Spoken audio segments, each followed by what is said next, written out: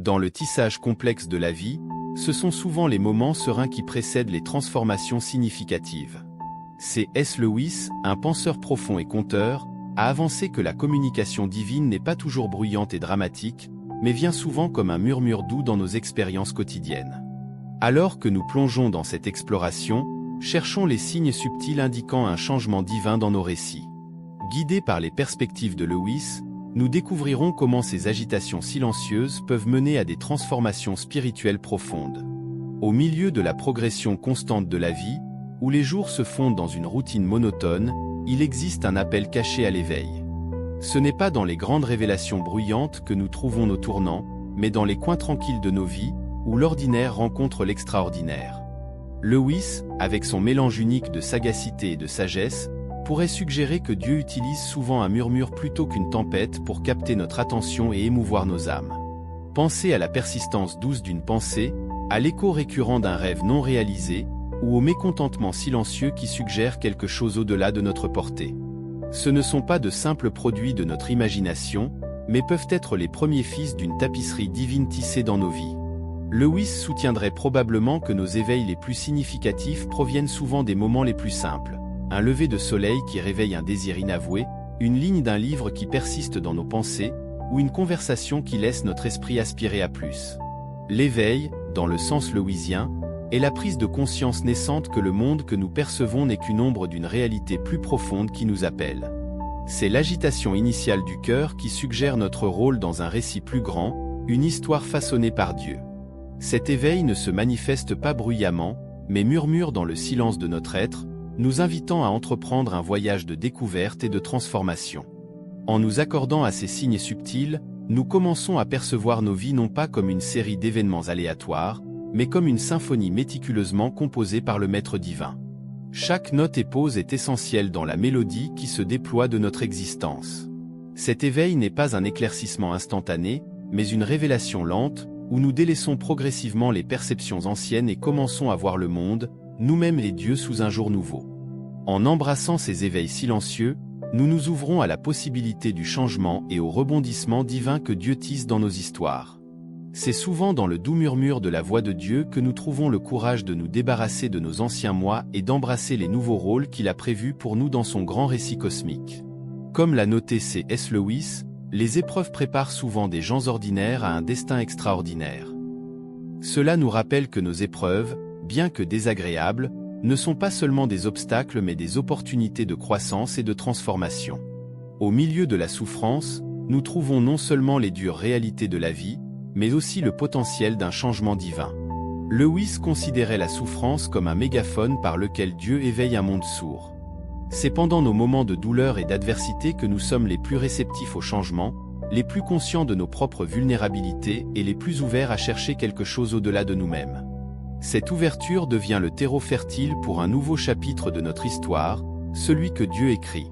Prenons l'histoire biblique de Joseph, qui a enduré la trahison, l'esclavage et l'emprisonnement, pour finalement s'élever à une position où il pouvait sauver des nations de la famine. Ces épreuves n'étaient pas seulement des malheurs mais des parties cruciales d'un récit plus vaste orchestré par Dieu.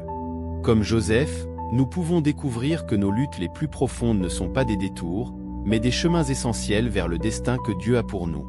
Face à nos défis, nous sommes appelés non pas à désespérer mais à persévérer, comprenant que nos épreuves actuelles peuvent être les outils mêmes que Dieu utilise pour nous façonner en les personnages que nous devons être pour le prochain chapitre de notre vie.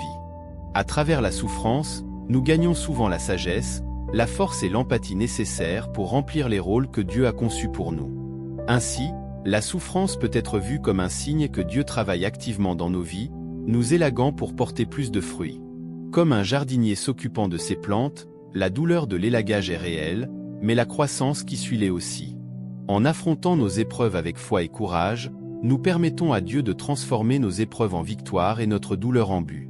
C.S. Lewis a fameusement déclaré « Si je trouve en moi des désirs que rien dans ce monde ne peut satisfaire, la seule explication logique est que j'ai été fait pour un autre monde. » Cette pensée profonde sert de base à notre troisième sujet. La conscience de nos désirs profonds et non comblés signale que nous sommes destinés à quelque chose de plus grand, quelque chose au-delà du monde physique. Lewis croyait que nos désirs les plus profonds, que les plaisirs matériels ne peuvent pas satisfaire, ne sont pas simplement des caprices mais des échos de notre vraie patrie qui nous appelle.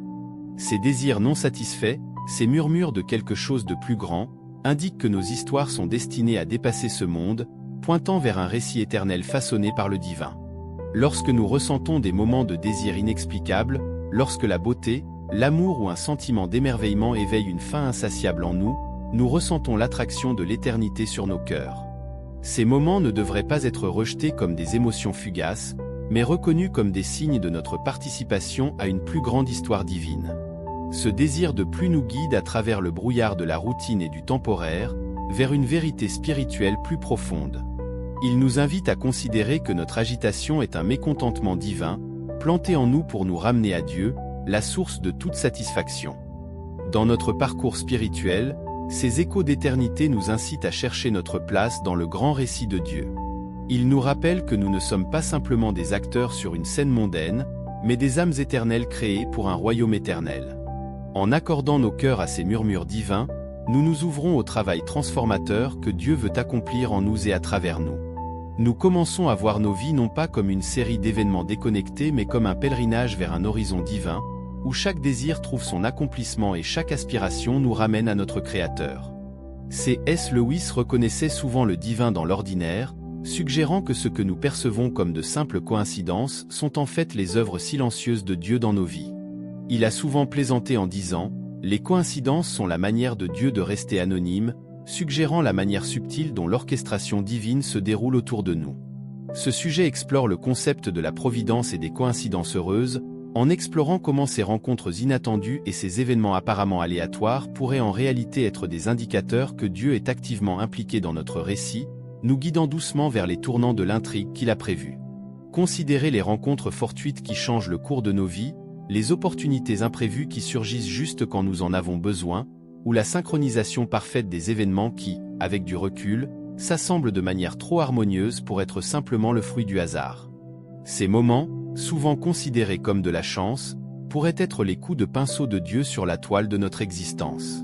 Lewis soutiendrait que ces coïncidences ne sont pas du tout aléatoires, mais sont imprégnées de but, tissées méticuleusement dans le tissu de nos vies par un Créateur aimant. Elles servent de rappel que nos histoires ne sont pas des récits solitaires mais font partie d'un récit grandiose et interconnecté où chaque personnage et chaque événement joue un rôle dans le drame divin qui se déroule. En reconnaissant ces empreintes divines dans nos vies, nous sommes invités à regarder au-delà de la surface, à percevoir les connexions plus profondes et la main guidante de Dieu dans notre voyage.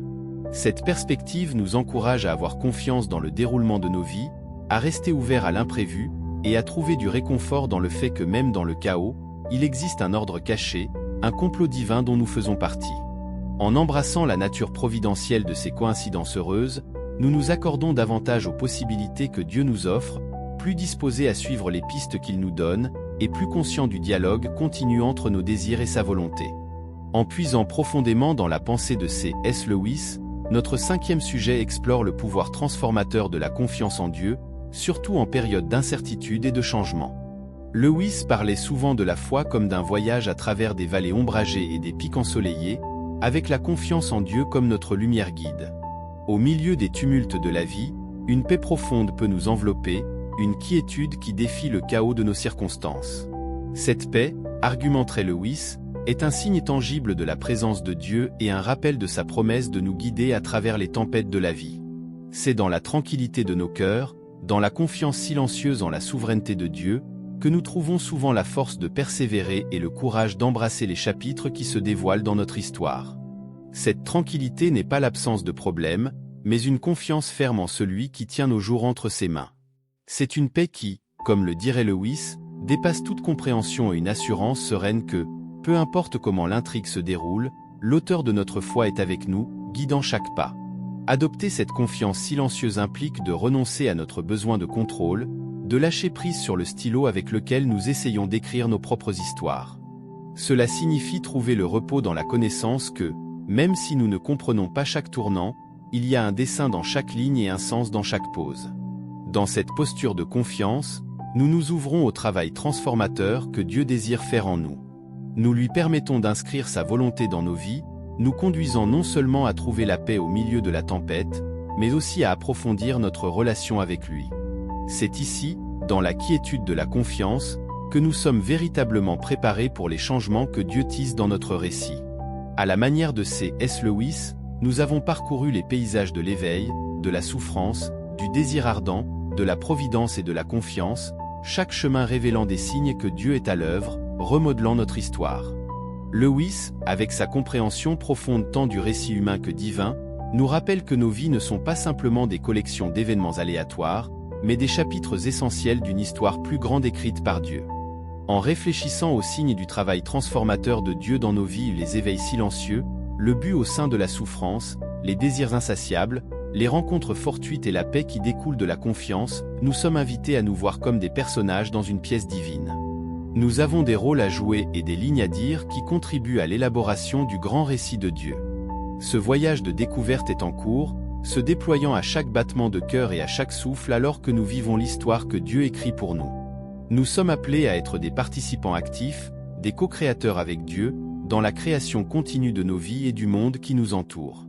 Embrassons notre rôle dans ce grand récit avec courage et espoir, en faisant confiance à l'auteur qui connaît la fin depuis le début. Puissions-nous rester attentifs aux signes subtils de sa guidance, ouverts au pouvoir transformateur de sa main, et prêts à entrer dans les nouveaux chapitres qu'il est en train de façonner pour nous. Comme le rappelle Lewis, il y a des choses bien meilleures devant nous que tout ce que nous laissons derrière. En avançant, portons cette assurance dans nos cœurs, regardant vers l'avenir avec anticipation pour l'histoire merveilleuse que Dieu continue d'écrire en nous et à travers nous.